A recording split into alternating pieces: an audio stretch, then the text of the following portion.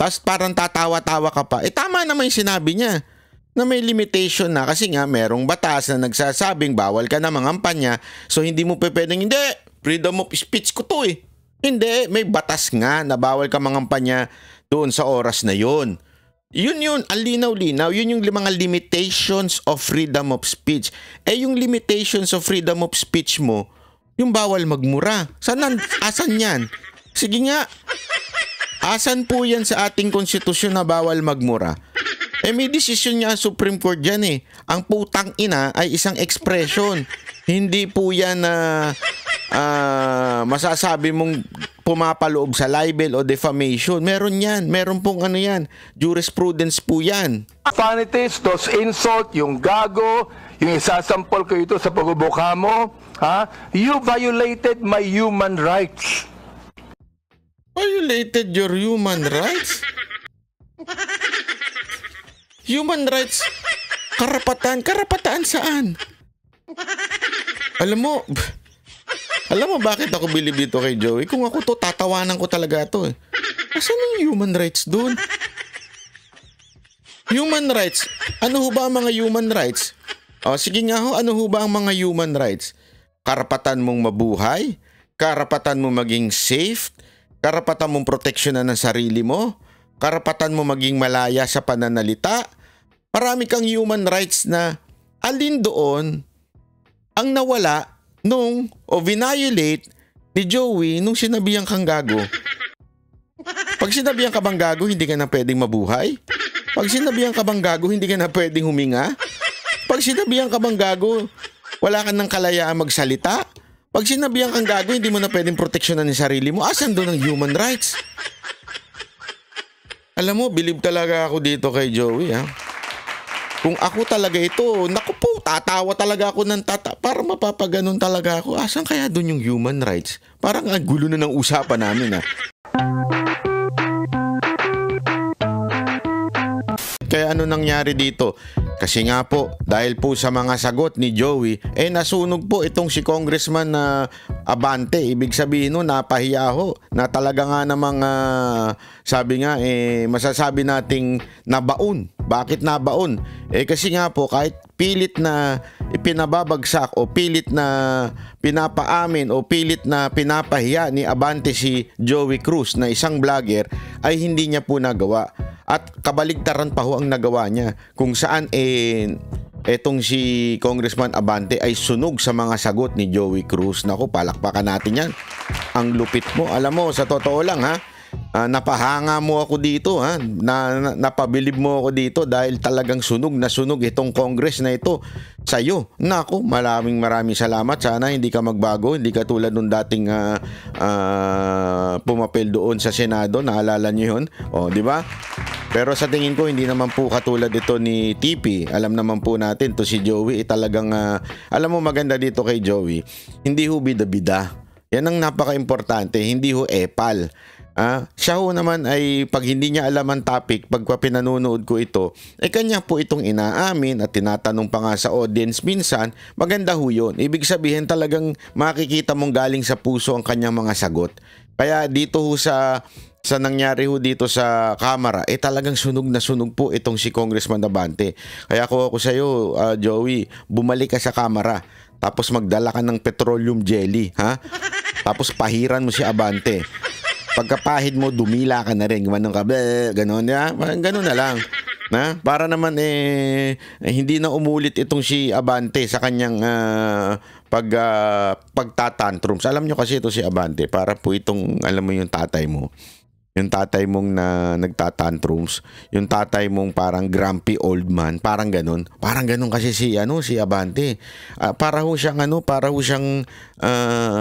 hindi makatanggap ng sagot, ika nga. Alam mo, baka sabihin mo na naman baka meron ka na naman unjust vexation na magaganap diyan ha. May pa-libel ka pa dito kay Joey ha. Una sa lahat, ito sasabihin ko sa iyo ha. Ito po ay may relationship sa inyong trabaho. Bakit kanyo? Ang relationship nito sa trabaho ninyo ay una-una kayo ay isang congressman, representante ng inyong distrito. Ano ibig sabihin ng representante? You represent, 'di ba? Sa English, you represent the people of your district. If you are representing your people on your own district, you should know how to listen. Ang problema, hindi ka marunong makinig sa sagot ni Joey. Nagtatanong ka, pero hindi ka nagtatanong para alamin ang sagot. Nanananong ka lang. Ibig sabihin, nakafix na sa utak mo yung sagot, naghahanap ka lang ng butas para mapahiya mo si Joey. Yun ang problema sa'yo, Abante. Matuto kang makinig. Ito since ikaw naman na isang bishop, di ba? Ikaw naman na isang religious, ika nga. Bibigyan kita ng konting tip. Alam mo ba, ang Panginoon nagbigay ng 2 tenga at 2 mata at iisang bibig ang binigay. Imaginein mo na lang yun. May purpose po yan. Ang lahat ng pagka-create ng Panginoon sa mukha natin may purpose. Hindi ho pwedeng baligtad ang ilong. Imaginein mo, pag baligtad ang ilong, nakaganon, nasa taas ang butas. Pag umulan, lunod, di ba? O kaya pag nag-swimming, yari ka. No? Bakit merong ganito? Para mag-block po ng tubig na tumutulo sa mata. Ganun po yan. May purpose ang lahat ng bagay kung bakit inilagay yan sa mukha mo. Ewan ko kung anong purpose nitong nunal ko. Anyway, totoo naman. May purpose yan. Bakit 2 tenga mo at hindi iisa? At bakit hindi iisa lang ang mata? Hindi naman siguro weird kung nagsimula pa lang isa mata nandito sa gitna, di ba? Bakit kailangan 2 pa? I-reserve yung isa naka-zoom, yung isa naka-wide. Hindi po, di ba? Bakit? Ang ibig lamang pong sabihin nito, makinig ka. Matuto kang makinig ng 2 beses bago ka magsalita. Matuto kang mag-observe ng 2 beses bago ka magsalita. Yung prinsipyo na yan ay tinatawag na slow to speak, di ba? Huwag ka muna magsalita, matuto ko munang makinig sa tao. Yun ang problema sa Abante. Kaya sinasabi ko sa iyo, may relationship ito sa trabaho mo, itong pagpuna ko. Baka mamaya meron ka na naman. Wala namang relationship yan, that's personal. Hindi personal ito. Matuto kang makinig sa constituent mo, yan ang problema sa hindi ka nakikinig. Dahil nga, feeling mo, ikaw ay isang bishop, you are in the authority, you are a congressman, kaya tuloy, hindi ka na marunong makinig sa mga tao mo. That's your problem, Abante. Kaya init na init ka ng ulo dito kay Joey. Pati yung pagmumura, ginawa mong libel nung una, tas binawi mo pa nga eh. After mo sabihin na libel, unjust fixation na eh. Pero hindi po kasi. Pakinggan po natin itong pagsunog po ni Joey dito kay Abante. At the very most, I do not like your performance as a member of the 19th Congress. Yari ka! Nayari ka doon, ha? Insulting me on my public official functions, or it is a personal accusation on me? It's not a personal accusation, Mr. Chair, and I think we have agreed early on that we do not have any personal relationship. Yes, that's right. Pero ito, ang sabi ni Elijah, okay lang yon kung yan ay sinabi. Yun ang pinakamasakit, ano? Na sinabi niya, we do not have personal relationship. Pantakin mo kunwari sabihin sa iyo ng jowa mo yun. Akala mo kayo na. Yung pala, we don't have any personal relationship. Pineperahan lang kita. Hindi, biro. Biro lang, walang gana. Yeah? Sakit nun. Tuloy. In my official functions as a public servant. Alam mo ba yung official functions ko? Yes, Mr. Chair. And alam mo. So therefore, hindi ka naniniwala sa aking official functions kaya tinawag mo akong gago. No, Mr. Chair. Kita mo yung logic niya. Porket tinawag siyang gago, hindi daw naniniwala sa official function niya. Maybe what he meant by this is, sandali, congressman ako, ba't mo ako tinawag na gago? Wala kang karapatan tawagin akong gago kasi congressman ako, mataas ako. Maaring ganun ang ibig niya sabihin, o maaring sinasabi niya, wala namang relationship yun sa trabaho ko, yung pagsalita mo ng gago. Yun ang hindi maintindihan ni Abante. Yung expression na gago, ibig sabihin, gago ka. Ibig sabihin, yung ginagawa mo, isang kagaguhan. Ano bang ibig sabihin pag sinabi mong gago? 'Di ba parang aside mas mas matindi ito doon sa stupid ka. 'Di ba? O mas tanga ka. Ito pa mas matindi, gago ka. Ibig sabihin nun, yung ugali mo gago, masama. Hindi maganda yung ginagawa mo, puro kagaguhan. Ibig sabihin ng pag sinabi yung puro kagaguhan, 'di ba? Alam mo na ibig sabihin nun. Lahat ng ginagawa mo isang malaking katarantaduhan, isang kagaguhan. So yun yung sinasabi ni Joey, which relate doon sa trabaho niya. Kasi nga may trabaho siya, pero gago siya doon sa trabaho niyang yun. So ano sinasabi mong personal attack yun? That is not a personal attack. That is a attack to your function as a public official. Kagaguhan yung ginagawa mo. Observation that I uttered to describe your performance of your official action. That is my observation. That is what I felt. Well, inobserbuhan mo ba yung aking official function? Yes, Mr. Chair. Inobserbuhan mo since I won in 2019? No, Mr. Chair. So kailangan mo pa palang obserbahan mula nung nagsimula ka? Hindi ba maaaring pwede kong i-react yung ginawa mo now? Nagigets nyo? Hindi ko kailangang obserbahan yung sinimulan mo, tapos meron kang ginawa sa kalagitnaan ng iyong pagsiservisyo, sasabihin ko, ay isang malaking katangahan yung ginawa mo. Pwede ko bang sabihin na, hindi wag mo sabihin yan kasi dapat inobserbahan mo yung ginawa ko noon hanggang ngayon. Hindi pwedeng ganun. Yun ang sinasabing na may personal ka. Diba? Bakit kanyo? Etong sinasabi ni Joey na gago, o kung sinabi man niya yan, kasi parang hindi niya maalala kung kailan niya nasabi yan.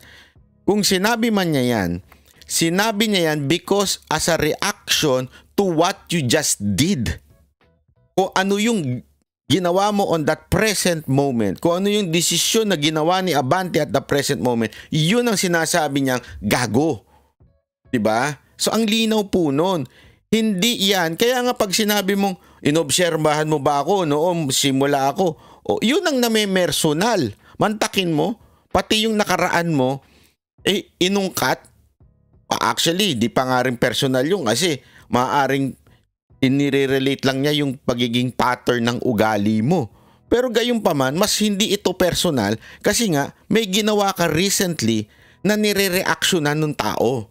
Ganun naman po kami mga vlogger We react on what you are doing, not who you are. We do not care who you are.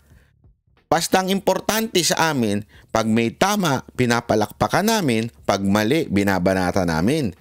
Yan po ang tama kasi nga that is part of your function as a representative of your district. Kung mali, di sasabihin namin gago ka. Gago yung ginagawa mo. Di ba?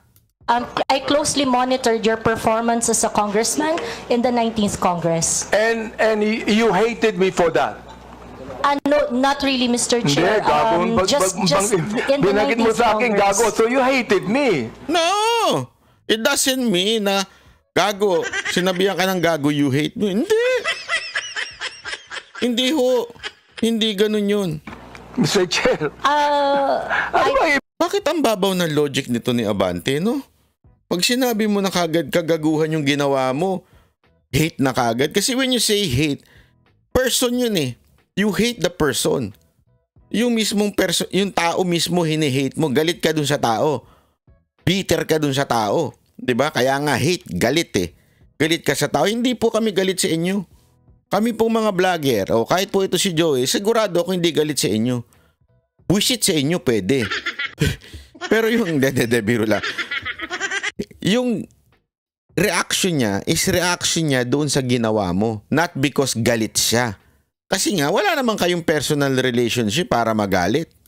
Ibig sabihin nun, binanggit mo, gago ako. Binanggit mo, isasampal ko ito sa pagmumukha mo. Binanggit mo, I'm going to be... Hindi ko mabanggit Okay. If you prepared, binanggit mo yun Oo. Therefore, you hated me. Hindi pwedeng, hindi mo ko, Hindi pwedeng sabihin mo sa akin na you love me. Is that a person that you say that you love me? I love you, and because of that, isasampal ko ito sa'yo. May I respond, Mr. Chair? Yeah, go ahead. Sige, Mr. Chair, go ahead, respond. At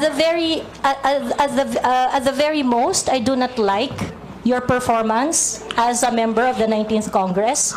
But hate is such a powerful word because we established earlier that we do not have any personal relationship or any personal Mr. Chair, binanggit mo yung human rights. Yes, binanggit Mr. mo yan kanina, di ba? Correct, Mr. Therefore, Chair. Mr. Chair, you violated my human rights. Why? Because when you said those profanities, those insults, yung gago, yung isasampol ko ito sa pagbubuka mo, you violated my human rights. Violated your human rights? Human rights? Karapatan saan? Alam mo bakit ako bilib dito kay Joey? Kung ako to, tatawanan ko talaga to eh. Asan yung human rights doon? Human rights? Ano ho ba ang mga human rights? O sige nga ho, ano ho ba ang mga human rights? Karapatan mong mabuhay? Karapatan mong maging safe? Karapatan mong proteksyonan ng sarili mo? Karapatan mo maging malaya sa pananalita? Marami kang human rights na alin doon ang nawala violate ni Joey nung sinabihan kang gago. Pag sinabihan ka bang gago, hindi ka na pwedeng mabuhay? Pag sinabihan ka bang gago, hindi ka na pwedeng huminga? Pag sinabihan ka bang gago, wala ka ng kalayaan magsalita? Pag sinabihan kang gago, hindi mo na pwedeng proteksyonan ng sarili mo. Asan doon ang human rights? Alam mo, believe talaga ako dito kay Joey, ha? Kung ako talaga ito, naku po, tatawa talaga ako ng para mapapaganon talaga ako. Asan kaya doon yung human rights? Parang ang gulo na ng usapan namin, ha? Kung ako to talagang papayuhan ko, tatang, tulog na lang po kayo. Medyo iba na ho yung sinasabi ninyo. Bukas na lang huli tayo mag-usap. Ganun na. Pasensya na, tatang, ha? Pero hindi ko masagot yung tanong nyo kasi medyo sablay ho yung tanong ninyo. Sigurado naman akong nasa matinong kaisipan kayo. Hindi naman kayo siguro bangag. Pero hindi, sa tingin ko malabo naman po kasi wala naman sa personality ni Abante maging bangag. Di ba? Wala ho sa personality niya. Sa tingin ko naman, malabo yan. Okay? Pero gayon pa man, parang ang gulo niya ng kausap dito. Ito ba'y dala ng katandaan? Hindi ko alam, ha? Kasi so far, yung tatay ko naman, mas matanda kay Abante, pero matino namang kausap. Hindi ganyang magulo. At saka yung logic, matalas. I mean, kahit sa mo dalhin, kahit saan ka magpalusot, may logic pa rin. Diba ho? Pero bakit ito ganito na? Ano nangyayari dito sa'yo? Congressman Abante? You did. May I respond, Mr. Chair? Teka, Mr. Chair, hindi ako nagagalit sa'yo. Okay? At wala akong pakialam sa'yo. Kahit na anong sabihin mo, okay lang sa akin. Alright? Pero itong ating pinag-uusap. Alam mo, karapatan mo rin kahit magalit ka, walang problema. Hindi ka namin kayang pigilan kung magalit ka sa amin. Hindi mo na kailangan sabihin yan. Ngayon, merong kinalaman sa mga legislation na aming gagawin later on. That is why I am asking you right now. Sapagkat napakahalaga nito. Ito daw, kaya daw niya tinatanong ito kasi para sa mga legislation na gagawin nila. Okay? Again, babalik na naman po tayo dyan. Parang nakalimutan ata ni Sir, Article 3, I think Section 4 yun. No law. Walang pwedeng batas na gawin para ma-curtail ang freedom of speech. As a matter of fact, sinabi nung isang congressman dyan, pangalan nun si Congressman Geraldine, sinabi niya dyan na kaya nga hindi pa pwedeng maglagay ng magsusupil Parang sinasabi niya, digital lang yung parang magmo-monitor lang. Tama siya doon. Hindi pa pwede talagang gumawa ng isang grupo na magpipigil sa yung magsalita. Hindi pa pwede yan. That is malabo po yun. meron kang karapatang magsalita kahit saan mong tingnang anggulo. Meron kang karapatang magsalita. Ngayon, okay? Etong sinasabi niyang gagawa daw sila ng batas. Anong batas ang gagawin nyo? Meron tayong batas against false news. Meron na tayong batas against libel. Ibig sabihin po against libel. Isang libel na against sa mga nagsasabi ng kasinungalingan patungkol sa iyo. Meron na tayong defamation. Lahat ho, meron na tayong batas. Ano pang idadagdag nyong batas? Hindi ko maintindihan. Lahat yan pasok dun sa batas na yan. Hindi ho, sir. Pasensya na, pero I beg to disagree. Lahat po ng sinasabi ninyo, meron ng batas. Ngayon, pagmumura, may batas din po dyan. As a matter of fact, meron nga desisyon ng Supreme Court dyan. Diba ho? Hanggang kaduluduluhan, ay yan po ay pinapayagan as an expression. Diba po? Yun o yun. Unless sabihin na yung tao na yun ay may ginawang meron ka sinabi doon sa tao na yun, tapos binaligtad mo, hindi naman pala totoo yung sinabi mo, yun, libel, papasok yun. Ewan ko nga dito kay Abante kung ano pa sinasabi nitong batas na gagawin. Kapag binabanggit mo, if you're saying that using profanities, insults, and malicious accusations online represent fair and respectful discourse and a healthy discourse, therefore you're telling us that the freedom of expression is absolute. You can say anything you want, and that is freedom of expression. Yun ang sinasabi ko, Mr. Chair. May I respond, Mr. Chair? Pag binanggit mo, if you said that freedom of expression is not absolute, therefore, there are certain things that you cannot say. Yun ang ibig sabihin nung freedom of expression is not absolute. May limitation yun. Di ba? Go ahead. You can answer now. Okay, thank you very much, Mr. Chair. Napansin din niya. Di ba? Napansin din niya ang daldal niya. Sige na nga, go ahead. Magsalta ka na. Mr. Chair, in the universal thoughts and ideas, there would always be a limitation. The freedom of speech is not absolute. And the limitation of freedom of speech is well defined. Yan. Under the law, under the jurisprudence, there are things that you cannot say. There are things that Mr. Chair, what jurisprudence are you talking about? Ito, akala niya hindi alam. Supreme Court decisions, Your Honor. Can you tell me what law? Example of law that limits your freedom of expression. For example, Mr. Chair, yes, Mr. Chair. For example, Mr. Chair, there is I cannot specify the specific law, Mr. Chair. There is a law on libel. There is a law on slander. There is a law. Is it okay, Mr. Chair, if I give my example? Ayun naman pala, alam mo may batas doon eh. Ano pang gusto mong gawing batas? Ay, nako. Okay, thank you very much. One example, and I think this example is very demonstrative, is very illustrative of the limitation of freedom of speech. Right now, it is election, midterm election, and it is not allowed that people are going to campaign on the day of the election day. That is a clear prohibition to express on the part of the citizen to say whatever they want to say on that election day. Mr. Chair, ano po ang connection nung binabanggit mo? Limitation of freedom of speech.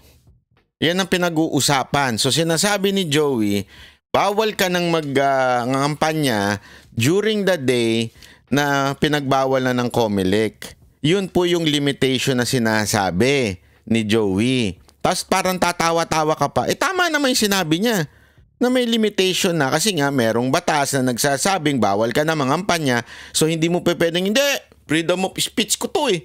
Hindi, may batas nga na bawal ka mangampanya doon sa oras na yun.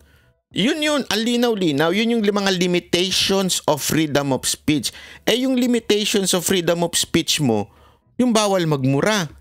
Asan yan? Sige nga. Asan po yan sa ating konstitusyon na bawal magmura? May desisyon niya ang Supreme Court dyan eh. Ang putang ina ay isang expression. Hindi po yan na masasabi mong pumapaloob sa libel o defamation. Meron yan. Meron pong ano yan.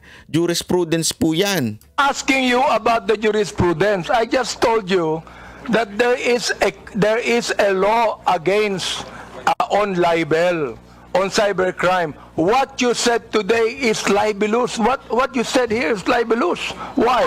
Mr. Because Chair. there is a malicious intent. When you use profanities, when you use the word gago, there is a malicious accusation, and that is libelous.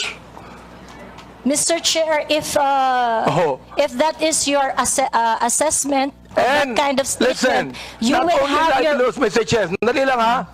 Not only libelous, ha? That is also unjust vexation on my part.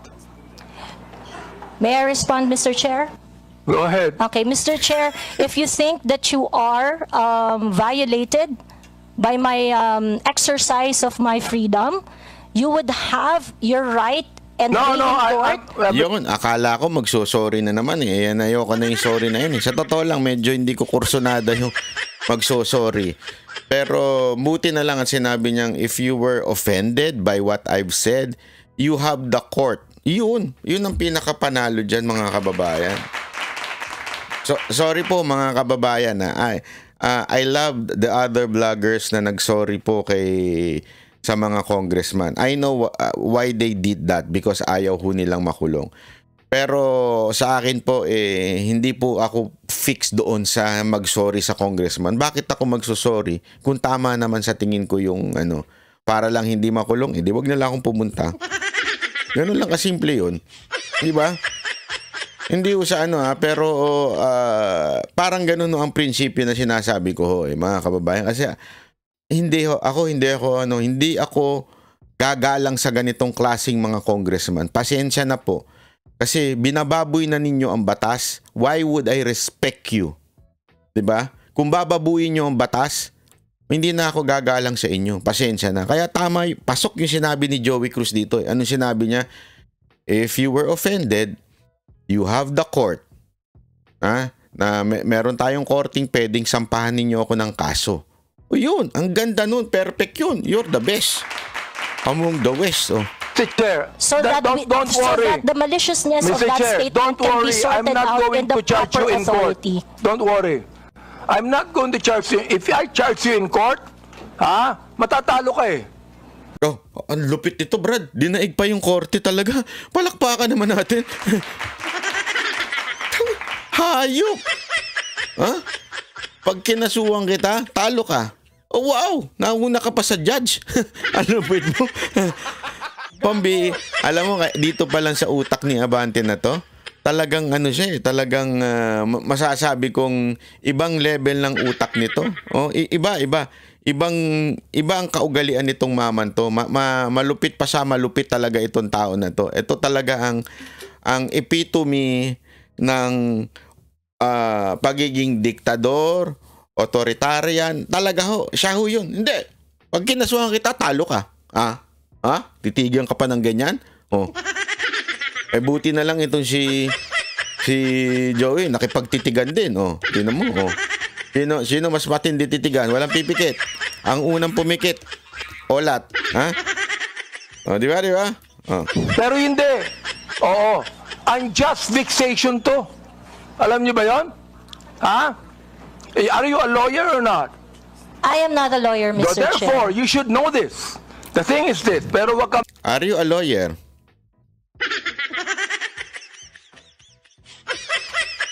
Ang sarap sagutin no? Yung tinanong siya, are you a lawyer? Ako sasagutin ko yan. No sir, are you?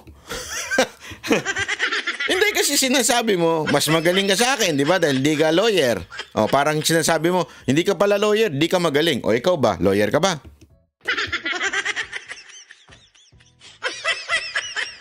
Magadala. Hindi ako magdidemanda sa'yo. Do you know why? You're not important to me.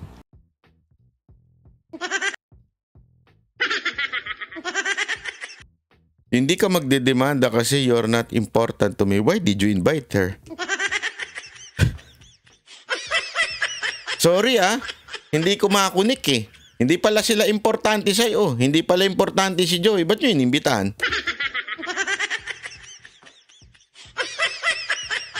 Dito, lumalabas na you invited the vloggers not as a resource person but to condemn them, to bully them, at para talagang gawin ang lahat para pahiyain, talagang i-degrade. That's the reason. So tanggalin nyo na yung you are invited as a resource person, you are invited on an investigation whatsoever. Walang ganun. Kayo na mismo umamin. Inamin nyo na. Ang linaw-linaw. Hindi ka importante. Kasi kung hindi pala importante, pauwiin mo na. Ba't mo pa kinakausap? Hindi ka pala importante. Alright? Ang dahilan lamang, kaya natin ginagawa ito para magkaroon kami ng idea kung anong legislation ang nais naming gawin. Pero ikaw, you are not important to me. Alright? Oo. Thank you, Mr. Chair. Yan. Huwag kang mag-alala. Hindi ako kailanman magdidemanda sa'yo. Alright? Kasi nga, takot ka. Alam mong matatalo ka. That's the truth. At korte ang magsasabi na talo ka. Korte magsasabi na mali ka. Kaya ka takot magdemanda. Yeah, that's the truth. You know why? Sasabihin lang sa'yo ng korte, sa tingin ko, opinion ko lamang po ito. Ang yung sinabi niya mga jurisprudence noon, ang public official ay hindi dapat balat abante. Ay, mali. Balat sibuyas. Oh, sinabi na ng korte yan. Hindi kayo dapat balat sibuyas. So, pag ikaw nasaktan ka sa gago, nasaktan ka sa tanga, nasaktan ka sa kung ano-anong paman, ibig sabihin, balat sibuyas ka. Palitan na natin yan, balat abante na.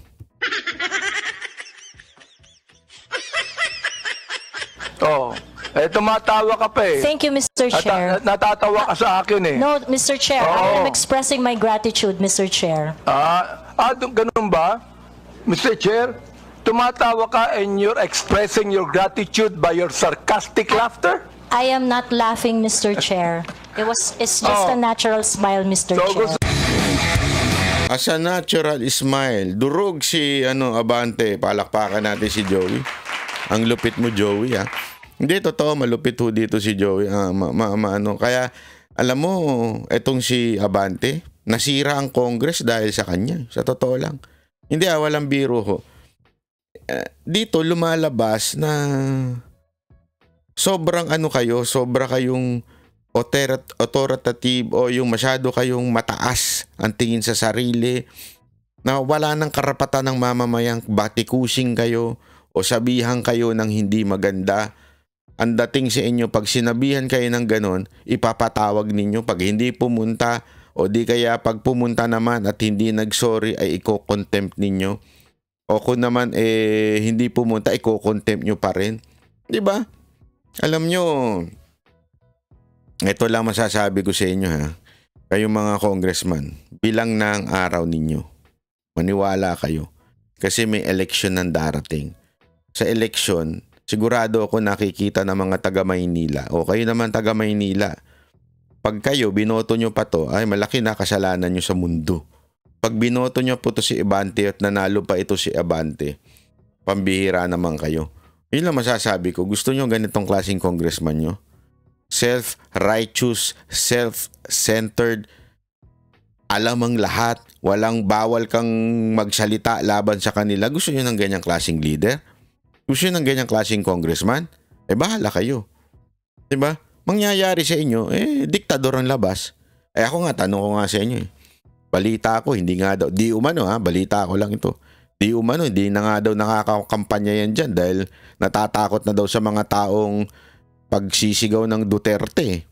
No, marami ho dyan sa mga congressman na yan. yung mga congressman na yumari ho kay BP Sara Duterte at kay Pangulong Duterte, takot na lumabas. Grabe na yung security nila. Bakit? Kasi nagagalit daw yung mga taga Maynila sa kanila. Yun ang naririnig ko ha. Yun ang kwento sa akin ng mga taga Maynila. Naririnig ko po yan. Although hindi po ako taga-district na yan. District 3 po ako. Ayan po ang kwento-kwento sa akin. Totoo ba yan, sir? Congressman Abante, totoo ba takot ka na humarap sa mga tao dahil pag gumaharap kayo sa tao, sumisigaw ang taong bayan ng Duterte. Kung hindi man Duterte isigaw, Yorme. Kawawa naman kayo. Saan kayo lulugar? O baka naman dahil dyan, sinusulit mo na yung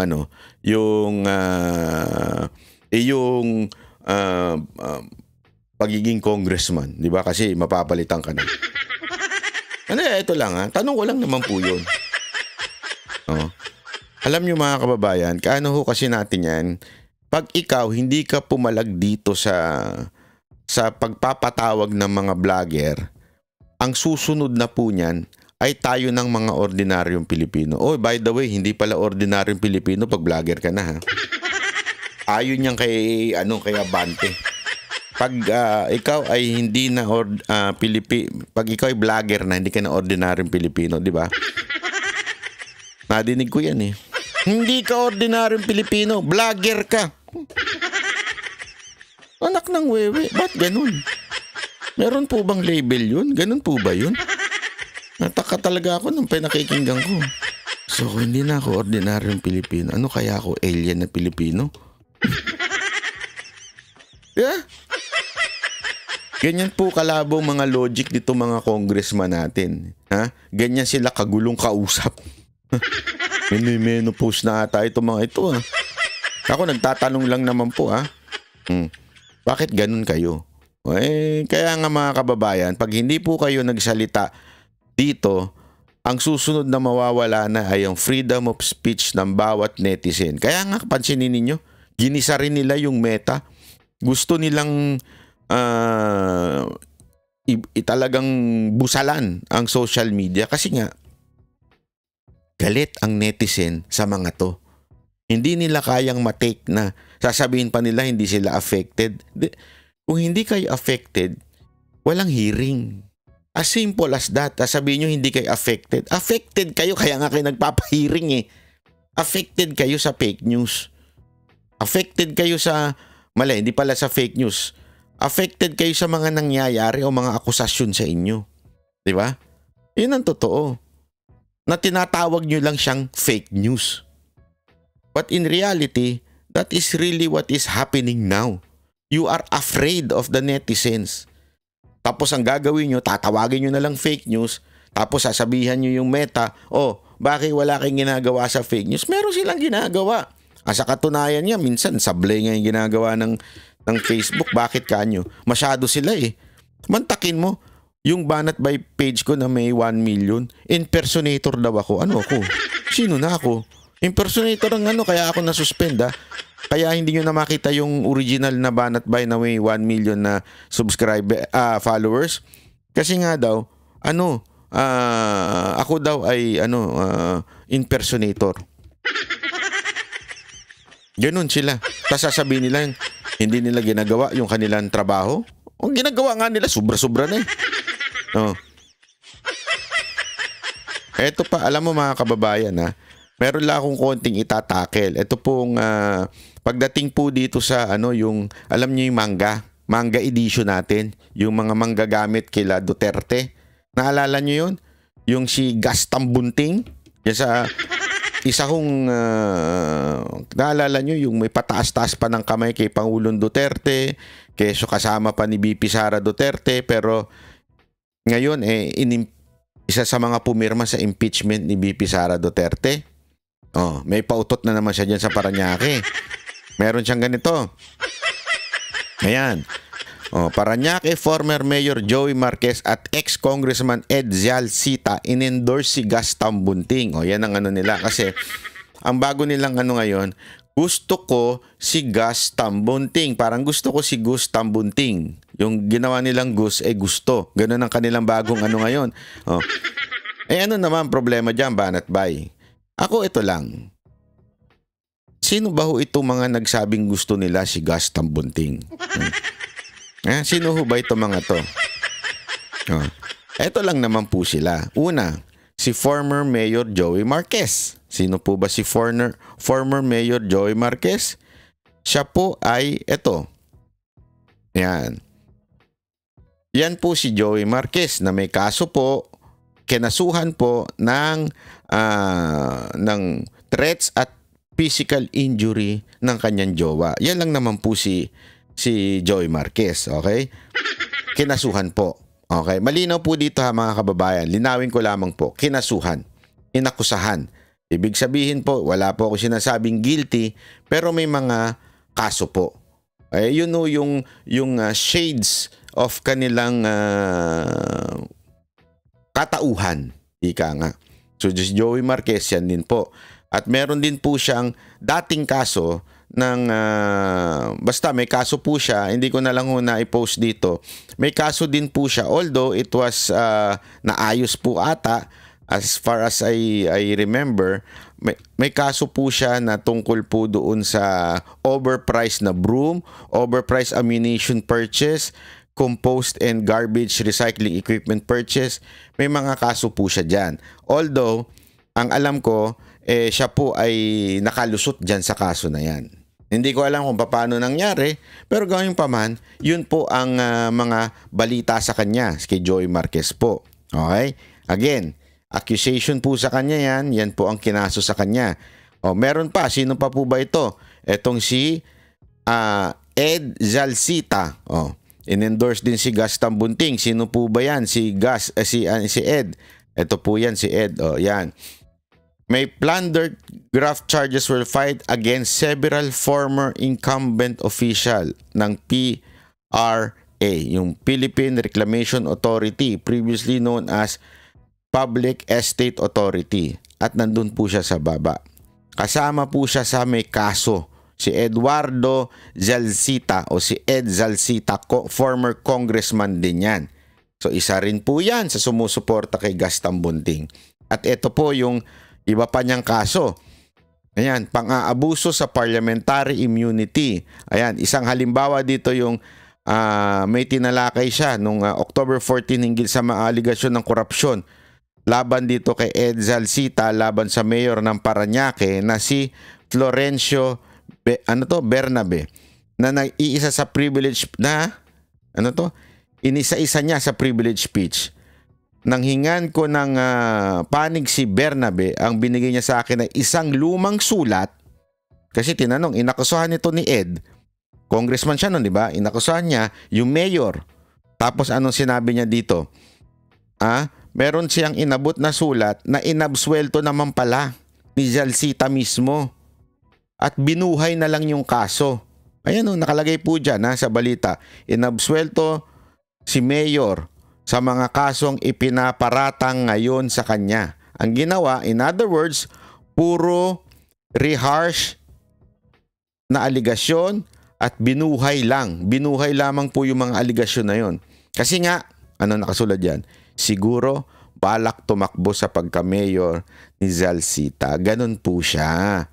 Isipin nyo eto pa. Meron din po siyang isa pang kaso. Di umano, okay? Ito po yung ang legacy scam. Naku po, dami ng kaso niyan Ang issue, ayan balita na yan.